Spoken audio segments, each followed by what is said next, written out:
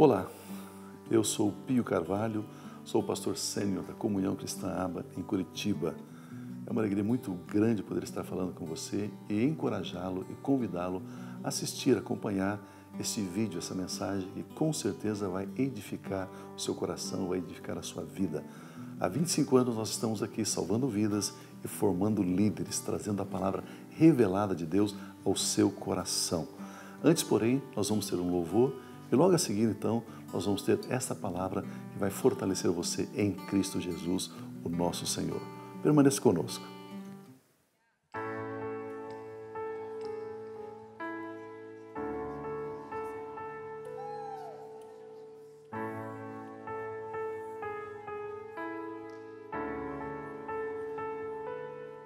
Imensa graça de te receber, amor igual ao teu não encontrei. Em meio às trevas vi brilhar a luz, refletindo os olhos de Jesus. A condenação ficou para trás. Hoje eu tenho vida, hoje tenho paz. Teu Espírito habita em mim. Não mais vivo eu, mas tu vives em mim.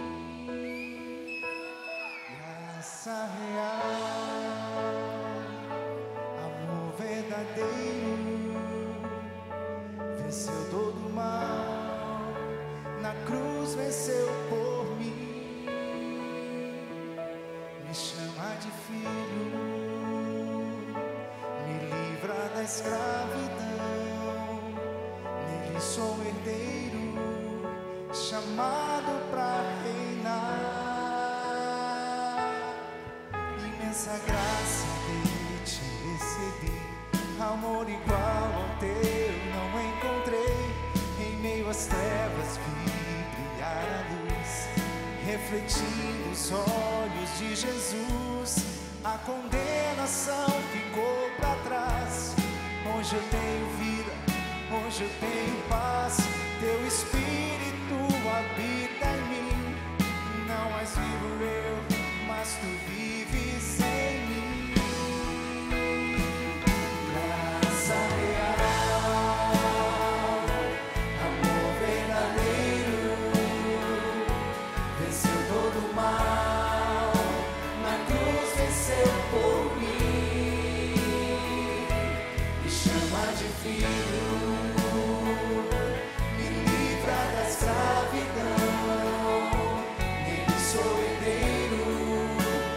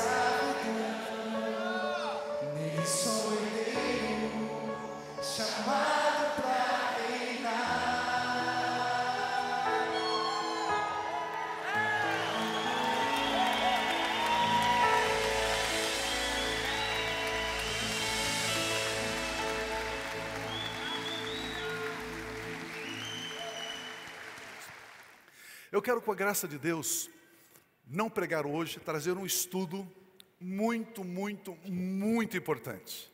Muito importante. E, se Deus permitir, domingo que vem eu quero continuar, quero dividir em duas partes. Eu quero falar debaixo do título, sob o título, usando o título, Como governar sobre o mal. Como governar sobre o mal. Jesus declara algumas palavras extraordinárias em Lucas capítulo 10, versículo 19, dizendo: eu darei um dia, quem sabe, autoridade para pisarem sobre cobras e escorpiões. É isso que está escrito? Não, não é isso que está escrito. Está escrito: eu lhes dei autoridade para pisarem sobre cobras e escorpiões e sobre 50% do poder do inimigo.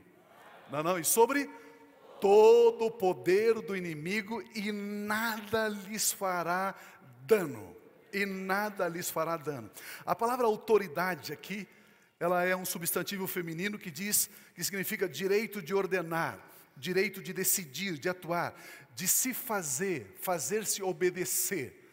A autoridade é aquele que atua, que decide, se faz obedecer. Por trás de uma autoridade sempre existe um poder.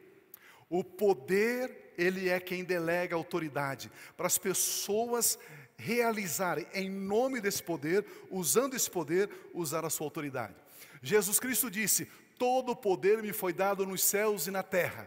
Portanto, agora eu dou autoridade a vocês, eu autorizo vocês legalmente a usarem o meu poder para pisarem serpentes e escorpiões e sobre todo o poder do inimigo, e absolutamente nada causará dano a você, nenhum tipo de dano.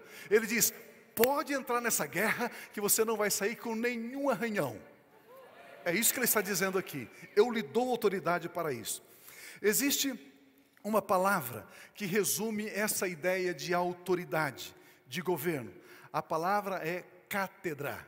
Cátedra. Do latim cátedra, que por sua vez tem a sua origem no vocábulo grego que significa assento, cadeira. Cátedra significa assento, cadeira. O termo também refere-se à cadeira professoral. Cátedra é a disciplina, é a cadeira que ensina um professor, um catedrático, determinada matéria, determinada cátedra. O cátedra daquela matéria é a maior autoridade, é a última palavra naquele assunto, é um cátedra. Cátedra também está ligado a um pontificado, ou seja, aquele que determina as leis. Aquele que determina as leis. Cadeira de governo, autoridade, poder, cátedra. Cátedra, uma cadeira de autoridade, de governo, de poder, onde emana as leis, as ordens para que sejam cumpridas. A palavra catedral, ela se origina, ela descende do termo cátedra. O termo catedral deriva de cátedra, cadeira, caldeira de um espaldar alto, onde se senta o cátedra. Ali é catedral. Catedral ou sé é um templo onde se encontra a autoridade que governa, que comanda uma cidade. Da catedral, onde existe uma cadeira, onde se assenta um cátedra, ele governa, ele determina, de onde emana a autoridade governamental. Governamental. A palavra matriz também tem o mesmo sentido, o mesmo significado. Matriz é um órgão das fêmeas, dos mamíferos, na cavidade pélvica, onde o embrião e posteriormente o feto se desenvolve. E por extensão é o lugar onde existe algo é gerado, um ser é gerado ou é criado. Lugar onde alguma coisa se gera, se cria. É uma fonte. Matriz pode ser também usado como fundamento, princípio, manancial, madre, molde, master. As palavras catedral, sé, matriz têm na sua essência o mesmo significado, o mesmo sentido. Catedral, sé ou matriz significa cadeira de autoridade, direito de ordenar, direito de decidir, de atuar, de se fazer obedecer, de governar. É isso que significa matriz. Isso que significa sé. É isso que significa catedral. Lugar de governo, lugar de domínio, lugar onde domina e governa sobre tudo e sobre todos. Vocês estão comigo aqui? De queixo caído ou não? Se alguém perguntar para você, aonde que é a Catedral de Curitiba? Você diz que é onde que é?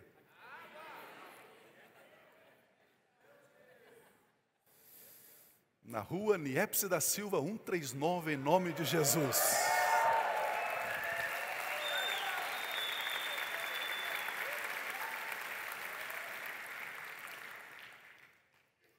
Na maioria das cidades brasileiras, se perguntar para qualquer pessoa onde que é a catedral, eles apontam para um templo.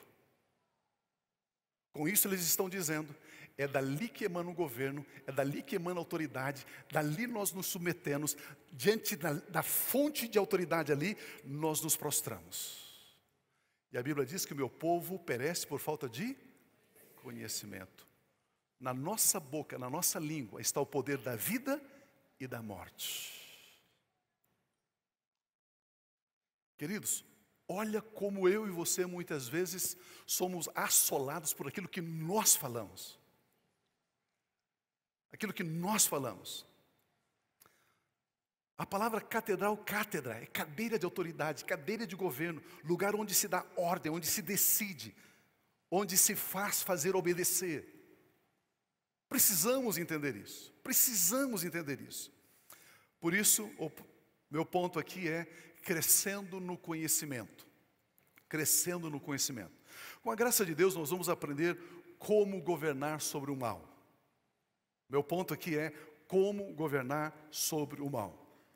Você já perguntou se Deus tem todo o poder, se Deus é criador de todas as coisas, se Deus é um Deus de amor e um Deus poderoso, por que Deus permite tantos males, tanto sofrimento, tantos problemas, tantos desastres, tantas lágrimas, tantas angústias? Por que Deus não interfere? Por que Deus não faz alguma coisa com isso? Já que Ele é todo poderoso, Ele é um Deus de amor. Você já pensou isso? Alguém já perguntou isso para você quando você falou do amor de Deus? Já?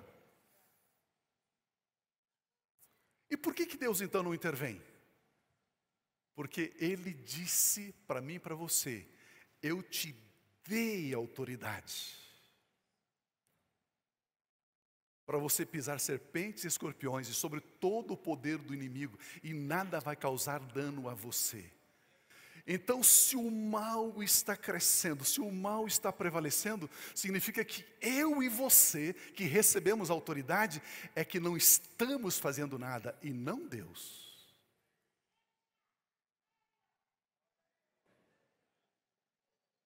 Se Ele deu a autoridade para nós agirmos, então não é Ele, Deus, que tem que fazer, somos nós quem temos que fazer.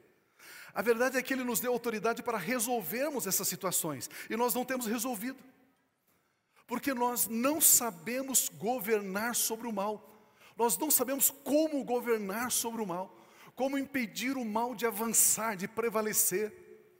Quantos querem aprender essa importante lição que está contida na palavra de Deus sobre como governar sobre o mal? Quantos querem aprender essa lição? Levante a mão. Mesmo você que não levantou a mão, eu sei que você quer aprender. Nós vamos aprender essa lição juntamente com o apóstolo Paulo. Juntamente com o apóstolo Paulo. O apóstolo Paulo, ele tem um planejamento. E o planejamento dele é pregar na Ásia. Ir para a Ásia pregar o evangelho da graça, da salvação em Cristo Jesus. Olha o que está escrito, por gentileza, Atos 16:6, onde diz: Paulo e seus companheiros viajaram pela região da Frígia e da Galácia, tendo sido impedidos pelo Espírito Santo de pregar a palavra na província da Ásia. Hã? Jesus não havia dito, ide por todo mundo pregar o evangelho a toda criatura? Disse. Agora ele quer pregar, o Espírito Santo diz não. Então existe uma contradição na Bíblia. Jesus falou uma coisa, o Espírito Santo falou outra. Então existe, eu sabia que a Bíblia não era tudo isso. Eu sabia que havia falha na Bíblia.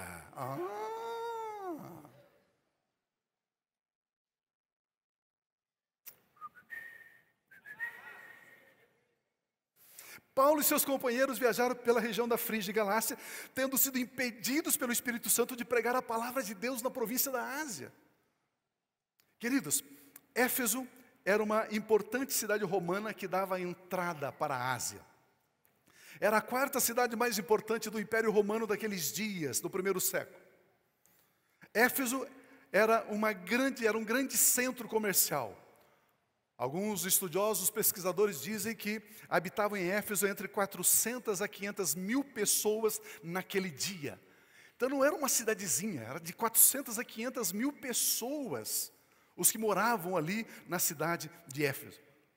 Em 550 a.C., construíram um grande templo a uma deusa chamada de Diana pelos romanos. Ali havia um platô de 130 metros por 70 e poucos metros. E em cima eles colocaram um templo de 100 metros de comprimento por 50 de largura. Colunas, tudo de mármore branco. Havia uma entrada, havia um acesso de mármore branco, lindíssimo, com fontes, com flores. Era considerado, o templo de Diana era considerado uma das 7 maravilhas do mundo daqueles dias. Algo espetacular. Uma construção milionária, caríssima. Essa deusa era conhecida pelos gregos por Ártemis, conhecida pelos romanos por Diana. Ela tinha alguns nomes. Ela era considerada como a Santíssima. Falavam assim, Diana, a Santíssima. Diana, a Rainha, a Grande, a Rainha do Céu, a Salvadora, a Nossa Senhora, a primeira líder, a governanta, a ventre fértil, a matriz, a catedral, a governanta.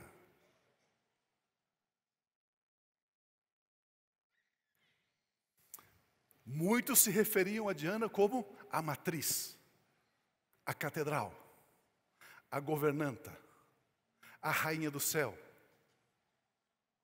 Eles davam esse nome para Diana. Como eu disse, para os gregos era Ártemis, para os romanos Diana. Havia uma grande organização de trabalhadores que trabalhavam com a arte, trabalhavam com ouro, com prata. Eles esculpiam imagens de Diana e eles produziam ali, porque ali havia um grande comércio, era um grande centro comercial. A entrada da Ásia estava ali na cidade de Éfeso. Mais tarde, eles substituíram o nome de Diana por Maria, mãe de Jesus. E trocaram também o nome para a Nossa Senhora. Daqui de Éfeso, poderes das trevas governavam com autoridade sobre toda a Ásia e também sobre algumas regiões do mundo. A partir dali, a partir de Éfeso. Quando o apóstolo Paulo chega nessa região com a sua equipe ministerial, o Espírito Santo impede eles de pregar a palavra de Deus ali. E a pergunta que surge é, por quê? Pergunta para mim, por quê? Se Jesus Cristo, como eu disse, havia dito, ide por todo mundo, pregue o evangelho a toda criatura.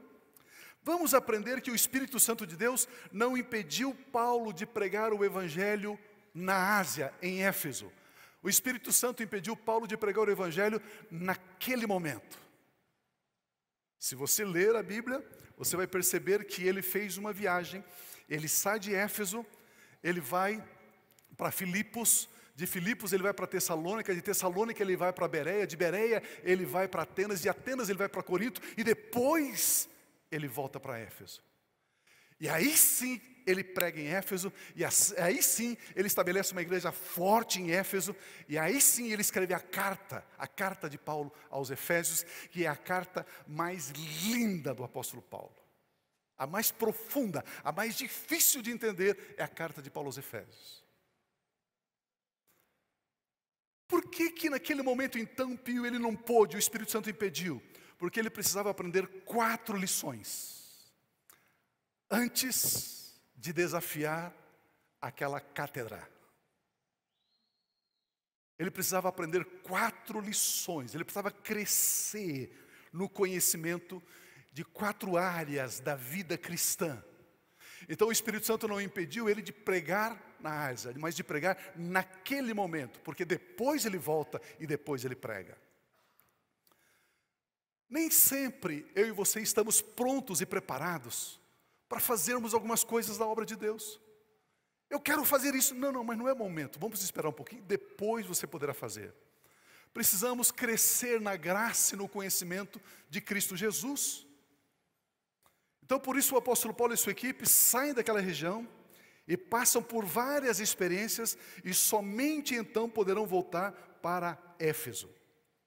Ele aprende então essas 4 lições que eu quero viajar juntamente com você, esta viagem de Paulo nessas cidades e aprender o que Paulo aprendeu para que possamos saber como governar sobre o mal. Como governar sobre o mal. O próximo ponto é guiados pelo Espírito Santo. Atos capítulo 16, a partir do versículo 7, diz assim, Atos 16, 7. Quando eles saíram de Éfeso, quando chegaram à fronteira da Mísia, tentaram entrar em Bitínia, mas o Espírito Santo os impediu. O Espírito de Jesus disse não. Então contornaram a Mísia e desceram a Troade. Durante a noite, Paulo teve uma visão na qual um homem da Macedônia estava em pé e lhe suplicava: passe a Macedônia e ajude-nos. Depois que Paulo teve essa visão, preparamos-nos imediatamente para partir para a Macedônia, concluindo que Deus nos tinha chamado para lhes pregar o Evangelho. No sábado, nós saímos da cidade e fomos à beira do rio, onde esperávamos encontrar um lugar de oração, Sentamo-nos e começamos a conversar com as mulheres que haviam se reunido ali. Vamos ficar até aqui. Então o apóstolo Paulo, através de uma visão dada pelo Espírito Santo, ele vai para a Macedônia. A primeira cidade era a cidade de Filipos, uma cidade muito importante. Em 42 a.C., Filipos foi palco de uma batalha muito importante na história. A guerra entre 2 generais, Marco Antônio e Otávio. Essa guerra se estendeu, segundo a história, por cerca de 9 anos. Até que um dia, então, Otávio se levanta com toda a força, ali em Filipos, e ele vence Marco Antônio juntamente com Cleópatra. Ele derrota eles ali e ele se torna então o Augusto. Era uma cidade habitada basicamente por ex-soldados romanos, ex-combatentes. A maioria, consequentemente, eram cidadãos romanos. A maioria ali pertencia a Roma, cidadãos romanos. Então eram soldados que se aposentaram, alguns com ferimentos, alguns com cicatrizes, mas eles estavam ali habitando na cidade de Filipos. Era uma cidade muito importante. Paulo chega ali com o propósito de pregar o Evangelho da graça de Deus, e a Bíblia diz que não havia ali judeus suficiente para compor uma sinagoga, porque para se abrir uma sinagoga numa cidade é necessário 10 judeus adultos. Então não tinha nem 10 judeus ali em Filipe. Por quê? Era uma cidade eminentemente romana. Não havia judeus ali, por isso não havia sinagoga, e por isso então ele vai, como diz aqui o texto. Mais uma vez o versículo 13, por gentileza. No sábado saímos da cidade e fomos para a beira do rio, onde esperávamos encontrar um lugar de oração, não havia sinagoga. Sentamos-nos e começamos a conversar com as mulheres que haviam se reunido ali na beira do rio. Uma das que ouviam era uma mulher temente a Deus chamada Lídia, vendedora de tecido de púrpura da cidade de Tiatira. O Senhor abriu seu coração para atender a mensagem de Paulo, diz o texto. E o versículo seguinte diz: tendo sido batizada, bem como os de sua casa, ela nos convidou dizendo: se os senhores me consideram uma crente no Senhor, uma crente em Cristo, venham ficar na minha casa. E nos convenceu a permanecer na casa dela. Queridos, como é lindo o nascimento de uma igreja. Ali nós temos a descrição de como uma igreja nasce. Ninguém abre igreja, igreja não se abre, igreja nasce. Você abre uma padaria, você abre uma farmácia, você abre um supermercado, você abre um restaurante, mas igreja você não abre, igreja ela nasce. E olha como que nasce uma igreja. Paulo com a sua equipe chega em Filipos. enviados de Deus, pregam o Evangelho, o Espírito Santo abre o coração das pessoas, elas se convertem, elas se batizam, e ali nasce a igreja. Estes são os elementos para que haja um nascimento, um pregador do Evangelho, o Espírito Santo abrindo os corações, e as pessoas se convertendo, se batizando, ali nasce uma igreja. Nos versos seguintes, diz que surgiu ali uma não pequena luta, uma não pequena dificuldade na vida de Paulo e Silas, da equipe. Olha o que diz, por gentileza, a partir do versículo 16 até o 24. Certo dia, eu gosto muito dessas expressões da Bíblia, né? Certo dia, indo nós para o lugar de oração, ali na beira do rio, como de costume, encontramos uma escrava que tinha um espírito pelo qual predizia o futuro, uma pitonisa, um espírito de adivinhação. Ela ganhava muito dinheiro para os seus senhores com as adivinhações. Essa moça seguia Paulo e a nós gritando: estes homens são servos do Deus Altíssimo e lhes anuncia o caminho da salvação. Segura aí um pouquinho. Em português, diz: estes homens são servos do Deus Altíssimo e anuncia o caminho da salvação. Só que no grego, ela mudava um pouquinho.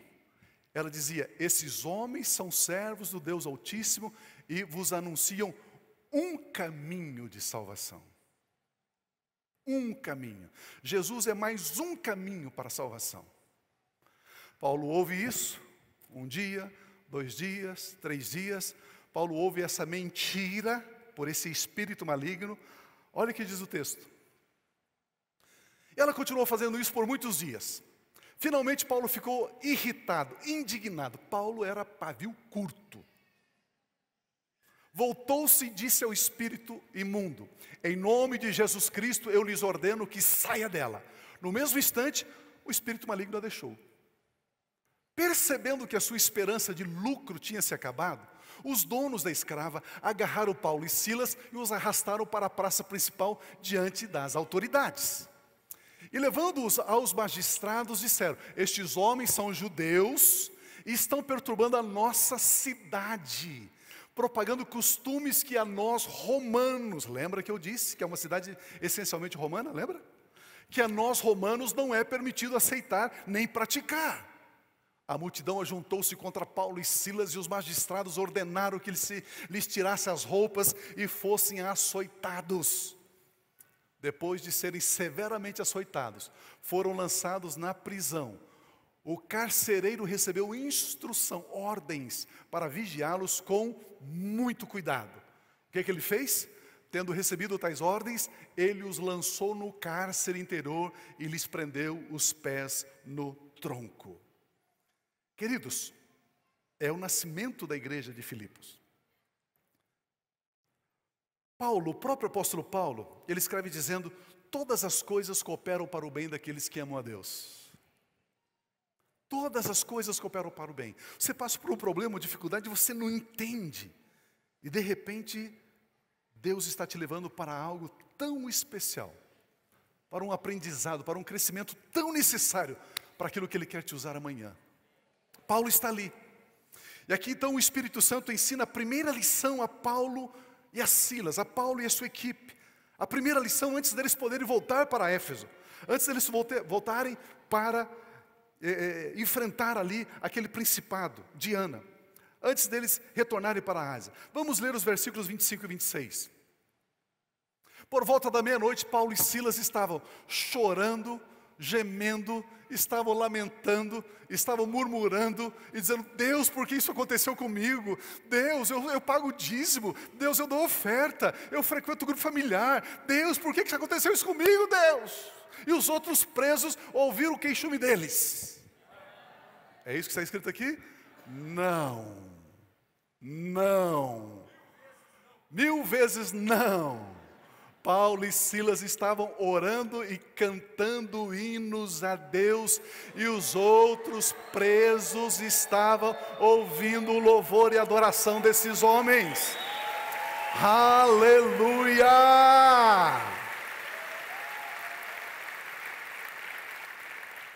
Queridos, olha o que diz o texto, e de repente, no meio do louvor e da adoração, não é no meio da fofoca, não é no meio do mexerico, não é no meio do lamento, da lamúria, não! No meio do louvor, de repente, houve um terremoto tão violento que os alicerces da prisão foram abalados, e imediatamente todas as portas se abriram e as correntes de todos se soltaram.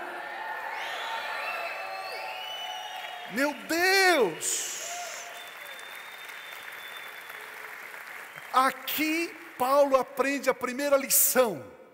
A primeira lição é o poder existente no louvor e na adoração a Deus.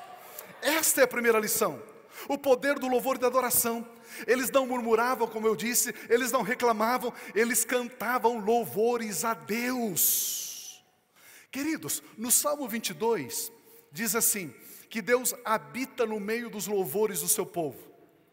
Eu não sei porque está escrito habita, se a palavra hebraica é yashab. Yashab significa assentar, morar. Yashab significa permanecer. O texto sagrado diz que Deus, Ele se assenta no meio dos louvores do seu povo. Vocês não estão entendendo. Vocês não estão entendendo. A Bíblia diz que Deus, Ele se assenta. Não, vocês não estão entendendo. Ó, isso aqui, se você perder isso, você perde toda a mensagem. A Bíblia diz que Deus se assenta no meio dos louvores do seu povo. Assentar significa cadeira. Assentar significa cátedra. Assentar significa governo. Assentar significa lugar de poder e autoridade. Quando nós cantamos louvores a Deus, nós estamos construindo um trono para que Ele se assente, para que Ele seja entronizado, para que Ele seja o cátedra, para que Ele seja o governo, para que Ele determine, para que Ele governe. Aleluia! Meu Deus! Como é que o crente coloca Deus entronizado na família? Através do louvor e adoração. Na empresa, louvor e adoração. Nos estudos, louvor e adoração. No trabalho, louvor e adoração. Meu irmão, minha irmã, nós precisamos aprender esta lição. Ao invés de você murmurar, chorar, reclamar, está na hora de você erguer na sua casa, no seu trabalho, na sua escola, no seu carro, aonde você estiver, está na hora de você colocar ali uma cadeira de louvor e adoração a Deus, porque Deus se assenta no meio do louvor do seu povo. E quando Paulo e Silas começou a louvar e adorar, ali na prisão, eles construíram uma cadeira, e quando Deus chega naquela cadeira, a presença dele se manifesta, arrebentando com os grilhões, arrebentando com as correntes, arrebentando com as portas, trazendo libertação, trazendo vitória, trazendo vida abundante. Aleluia! Meu Deus! Eles precisavam aprender isso. Como quebrar os grilhões, como quebrar as amarras, como destruir o mal, louvando e adorando a Deus. A Bíblia Sagrada diz que Deus procura verdadeiros adoradores, que o adoram em espírito e em verdade. A Bíblia diz que Deus procura verdadeiros adoradores. Deus não procura a adoração, Ele quer o adorador. É o adorador que produz adoração, não é a adoração que produz adorador. Falo ou não falo? Falo ou não falo? Falo ou não falo? Vocês sabem por quê? Eu sento com a Kátia, com os irmãos que dirigem louvor aqui. Já percebeu que eles cantam uma música atrás da outra, uma música atrás da outra, e não fica pregando entre as músicas? Já viram isso? Aqui na aba eles não ficam pregando entre as músicas. Meu irmão, levanta a mão e adora. Meu irmão, levanta o pé esquerdo, o pé direito. Meu irmão, uma cambalhota em nome de Jesus. Os ministros de louvor da aba não fazem isso. Graças a Deus. Deus, Ele não quer a sua adoração, Ele quer que você seja um adorador. Você, adorador, produz adoração. A adoração não produz um adorador. E a Bíblia diz que Deus procura verdadeiros adoradores. E quando eu e você nos transformamos em adoradores, nós estamos confeccionando, construindo um trono, uma cátedra, uma cadeira. E ele vem e ele se assenta, ele é entronizado. Porque cátedra é o lugar de autoridade, o lugar de governo, o lugar de onde emana as leis que decidem. Deus procura verdadeiros adoradores. Até quando Ele vai ficar procurando? Se eu fosse você, eu levantava as mãos e dizia: Senhor, eis-me aqui. Eis-me aqui, Senhor, eu sou um adorador. Eis-me aqui, Senhor, eu sou um adorador. Louvar a Deus, glorificar a Deus. A palavra aleluia, já temos aprendido aqui, significa louvado seja Deus, glorificado seja Deus. O que é glorificar a Deus? É dizer, é declarar, é celebrar. Meu irmão, não existe esse negócio de oração silenciosa. Vamos fazer oração silenciosa. Louvor silencioso. Não, você tem que falar, você tem que declarar, você tem que verbalizar. Você tem que dizer. Não existe esse negócio. Eu às vezes fico entendendo assim, tem alguns cristãos que antes de conhecer Jesus, era um pé de valsa, passava a madrugada sambando e dançando e não sei o quê. Vem para a igreja, parece que recebeu uma unção de poste. Graças a Deus que as portas das igrejas não permitem o cachorro entrar, senão iria fazer xixi no pé dele, achando que era um poste. Para o diabo, bailava, dançava e tal, ficava 3 dias, 4 dias no carnaval e não consegue ficar 3 dias no retiro.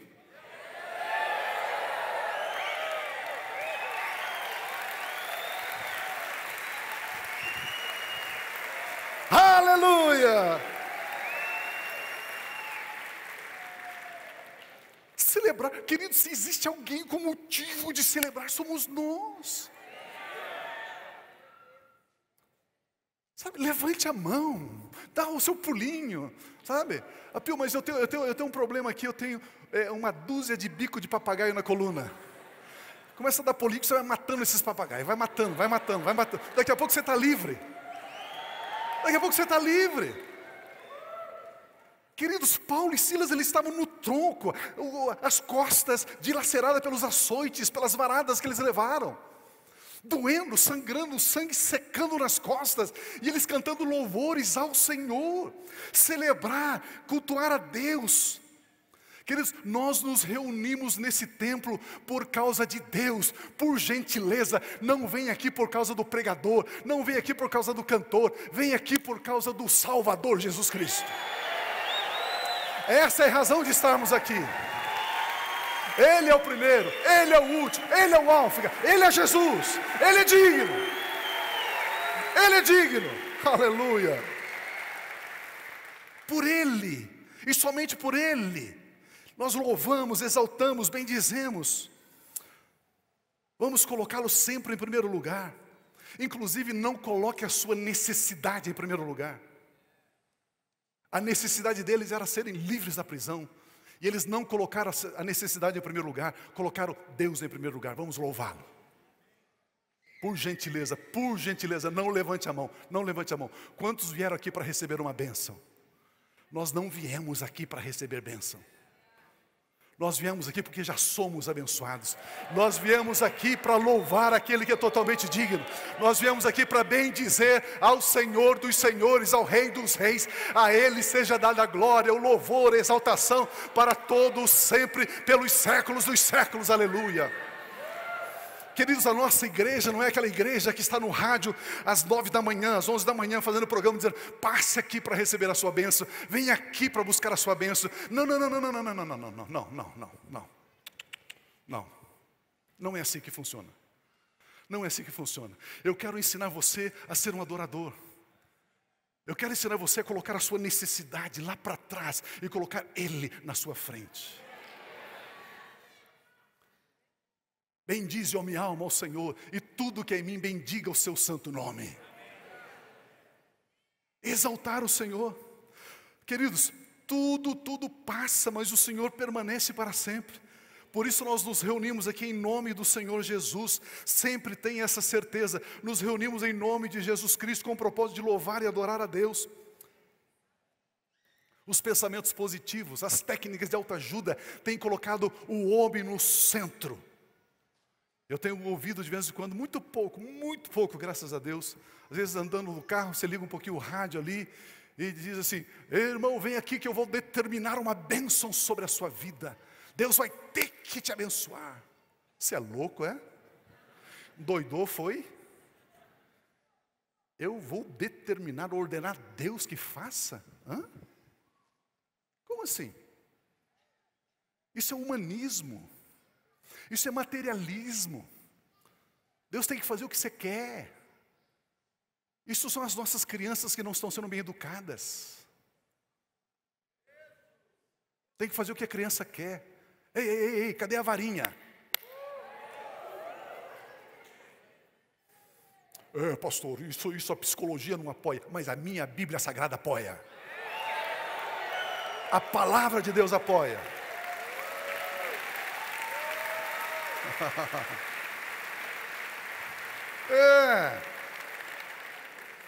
As pessoas estão indo ao templo para serem abençoadas.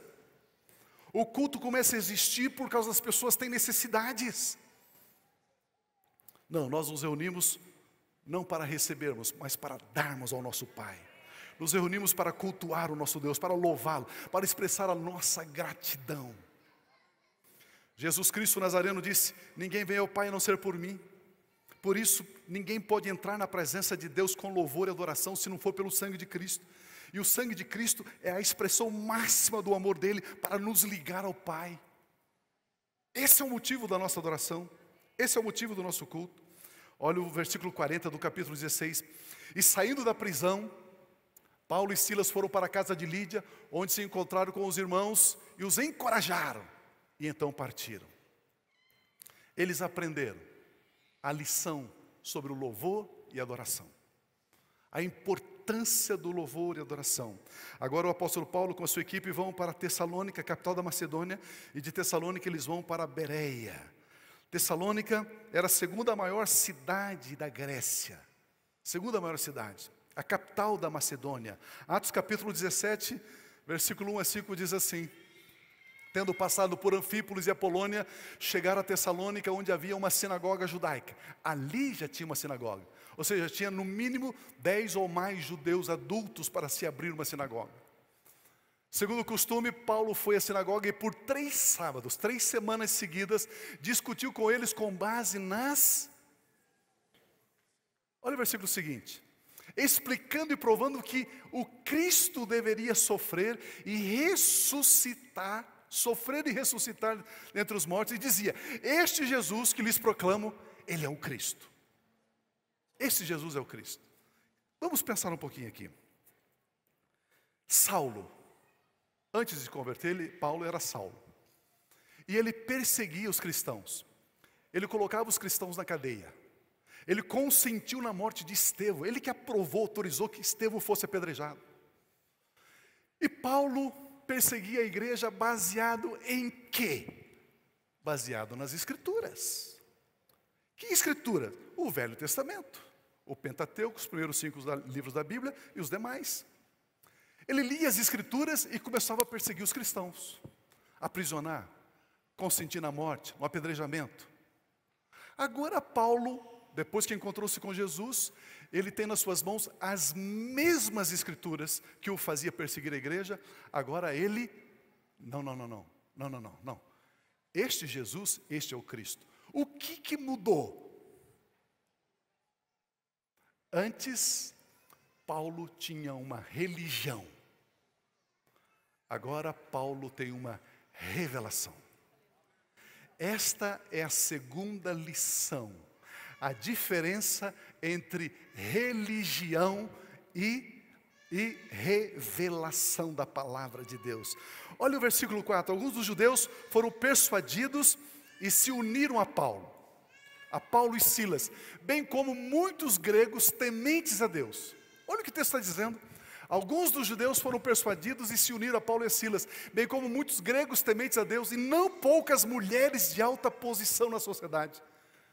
Mas os judeus ficaram com? Os judeus ficaram com o quê?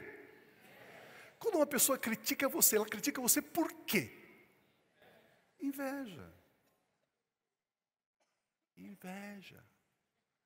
Mas os judeus ficaram com inveja. Reuniram alguns homens perversos, dentre eles os desocupados, e com a multidão entraram nas redes sociais. Iniciaram, eu tinha que falar, né? Iniciaram um tumulto na cidade. Invadiram a casa de Jasson em busca de Paulo e Silas, a fim de trazê-los para o meio da multidão. Queridos, o impressionante nesse texto é que Paulo, com base nas mesmas escrituras que ele matava as pessoas, agora ele diz que Jesus é o Cristo. Paulo, ele era um religioso quando ele perseguia os cristãos, só que agora ele teve um encontro com Jesus, ele teve a revelação. Olha o que ele diz em Filipenses 3, 4 a seguir. Filipenses 3, 4. Olha o que diz ali. Embora eu mesmo tivesse razões para ter tal confiança, se alguém pensa que tem razões para confiar na carne, na religião, na carne, eu ainda mais. Circuncidado no 8º dia de vida, pertencente ao povo de Israel, da tribo de Benjamim, verdadeiro hebreu, quanto à lei eu era um fariseu. Quanto ao zelo perseguidor da igreja, quanto à justiça que é na lei, irrepreensível. Olha o que ele está dizendo. Olha o que ele está dizendo, totalmente religioso. Mas o que foi que Paulo fez com a religião para alcançar a revelação? Olha o versículo 7. Mas o que para mim era lucro, passei a considerar como perda por causa de Cristo, da revelação de quem é Jesus. Mais do que isso, considero tudo como perda, comparado com a suprema grandeza do conhecimento de Cristo Jesus, meu Senhor, por quem perdi todas as coisas e as considero como esterco para poder ganhar Cristo, ter a revelação de quem é Cristo, e ser encontrado, ser achado nele, não tendo a minha própria religião e minha própria justiça, a justiça que procede da lei, mas a que vem mediante a fé em Cristo, a justiça que procede de Deus e se baseia na fé. Paulo diz antes, eu queria ser declarado justo fazendo as coisas, mas agora eu aprendi que a justiça que vem de Deus é a justiça pela fé em Cristo. Eu sou justo, santo e reto, crendo no que Jesus Cristo fez. Ao abrir mão da religião, o apóstolo Paulo alcança a revelação. Que revelação? Colossenses 1, 24 diz assim: agora me alegro em meus sofrimentos por vocês, e completo no meu corpo o que resta das aflições de Cristo, em favor do seu corpo, que é a igreja. Dela me tornei ministro de acordo com a responsabilidade por Deus a mim atribuída, de apresentar-lhes plenamente, totalmente a palavra de Deus. O mistério, olha a revelação. Apresentar um mistério que esteve oculto durante épocas e gerações, mas que agora foi manifestado, foi revelado a seus santos, aleluia. Agora foi revelado, não é o conhecimento da alma, não é o conhecimento dos 5 sentidos, não é o conhecimento da religião, é o conhecimento espiritual que se obtém pela fé, o conhecimento revelado. Olha o versículo 27, a ele quis Deus dar a conhecer entre os gentios a gloriosa riqueza deste mistério. Qual que é a gloriosa riqueza deste mistério? Cristo em você, em você, em você, em você, em você, em você, em você, em você, em você, em você, em você, em você, em você. Cristo em vocês, a esperança da glória, aleluia. Meu Pai, que coisa tremenda. Olha o versículo, capítulo 2, versículo 2. Esforço-me para que eles sejam fortalecidos em seu coração, estejam unidos em amor, alcance toda a riqueza do pleno entendimento desse mistério revelado, a fim de conhecerem plenamente o mistério de Deus, conhecer Cristo. Olha o versículo seguinte: nele estão escondidos todos os tesouros da sabedoria e do conhecimento. Eu lhes digo isto, para que ninguém os engane com argumentos que só parecem convincentes. Os tessalonicenses eram religiosos. Paulo então encontra uma grande resistência entre os habitantes de Tessalônica. Aí ele parte, ele vai para a cidade bem próximo de Bereia, não para pregar a religião, mas para trazer a revelação da graça de Deus, a revelação de quem é Cristo Jesus. Por isso, Atos 17:10 diz assim: logo que anoiteceu, os irmãos enviaram Paulo e Silas para Bereia. Chegando ali, eles foram à sinagoga judaica. Olha o versículo seguinte: os bereanos eram mais nobres do que os tessalonicenses, pois receberam a mensagem com grande interesse, examinando todos os dias as Escrituras, para ver se tudo era assim mesmo. E creram muitos dentre os judeus, e também um bom número de mulheres gregas, de elevada posição na sociedade, e não poucos homens gregos. Aqui em Bereia, o conhecimento profundo das Escrituras, a revelação da graça divina, libertou esse povo da religião. A Bíblia Sagrada chama os bereanos de mais nobres do que os tessalonicenses. A religião empobrece, a revelação enobrece, nobilita, dignifica a revelação. Por isso, queridos, que vez após vez desse púlpito, quando eu tenho o privilégio, eu digo: meu irmão, se você não entender, não tem problema, receba no Espírito. Receba no Espírito. Ah, pastor, eu não consigo entender esse texto. Receba no Espírito.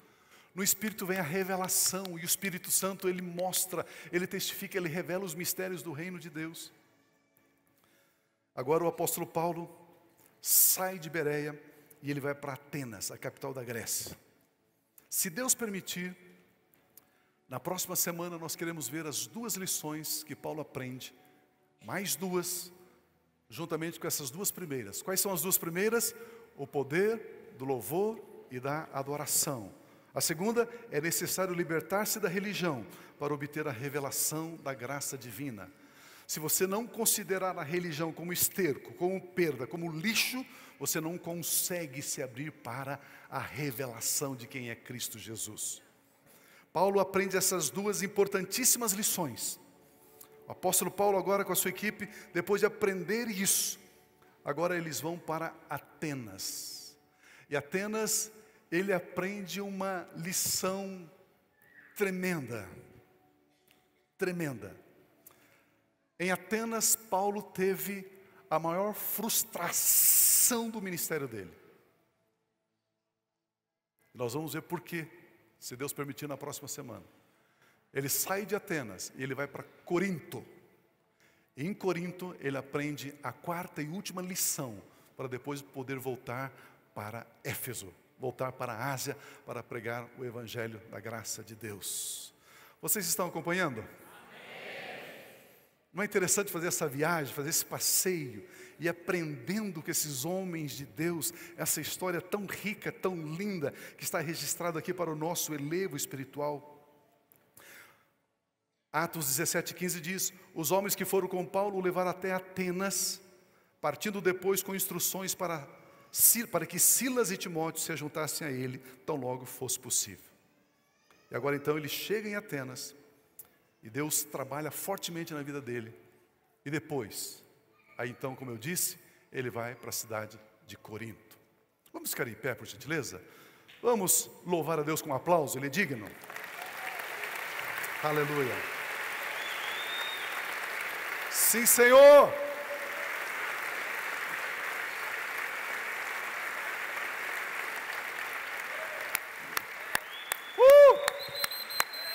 Aleluia!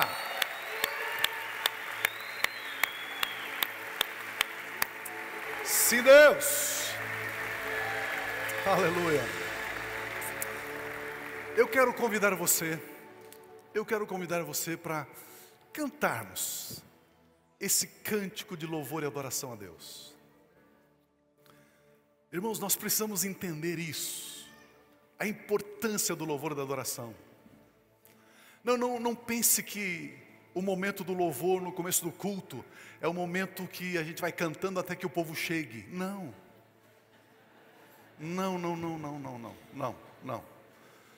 Depois dessa mensagem, se eu fosse você, eu nunca mais chegaria atrasado num culto.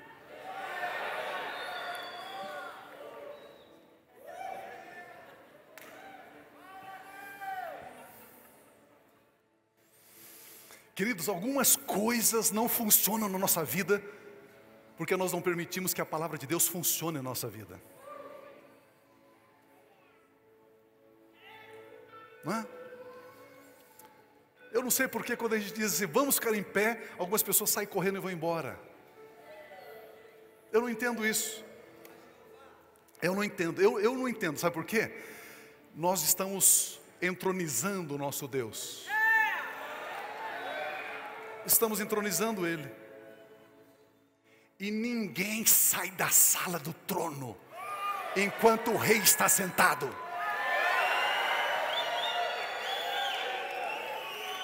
Ninguém vira as costas para o rei, enquanto ele está na sala. E a gente simplesmente olha no celular, olha no relógio e, Deus, fica aí, Deus, eu vou embora. Está demorando esse culto. Como assim demorando o culto?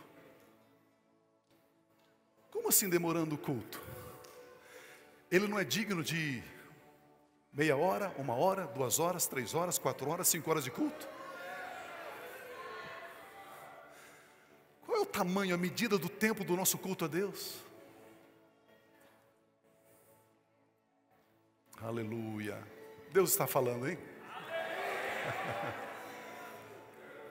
Enquanto você estiver cantando esse louvor, eu estou dizendo que o Espírito Santo está me dizendo. Enquanto você estiver cantando, saiba que hoje haverá um de repente. De repente. De repente. Se eu fosse você, eu recebia essa palavra no Espírito. De repente, grilhões se quebram, algemas se rompem, portões são despedaçados, algemas são desfeitas, no nome de Jesus Cristo. Porque nós queremos construir um trono de louvor e dizer, Senhor, Tu és o cátedra, o Senhor se assenta, o Senhor habita no meio dos louvores do Seu povo, e nós adoramos o Senhor, nós bendizemos o Senhor, nós glorificamos o Senhor, nós exaltamos o Senhor, porque o Senhor é digno, totalmente digno. Aleluia. Sim, Senhor, sim, Senhor, sim, Senhor. Aleluia. De todo o coração adore ao Senhor, de todo o coração celebre ao Senhor, de todo o coração faça como Davi, bendize, ó minha alma, ao Senhor. Aleluia. Aleluia, aleluia. Sim, sim, sim, sim, sim, sim, sim.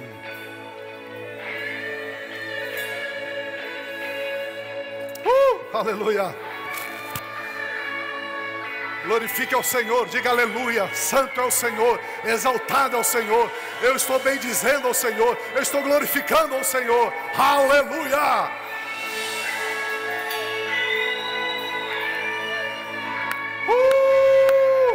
Shebababababá.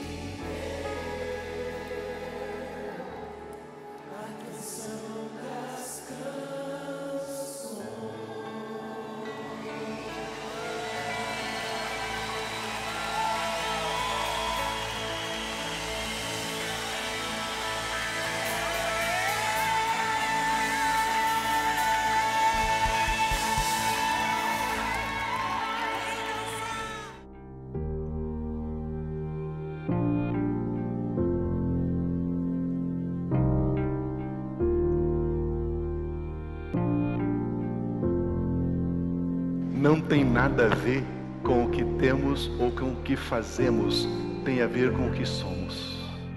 A mesma vida que Jesus tem, a mesmíssima, a mesma natureza, a mesma essência, a mesma vida, a vida incriada, o Zoe, a vida eterna, a mesma vida Deus colocou dentro de você.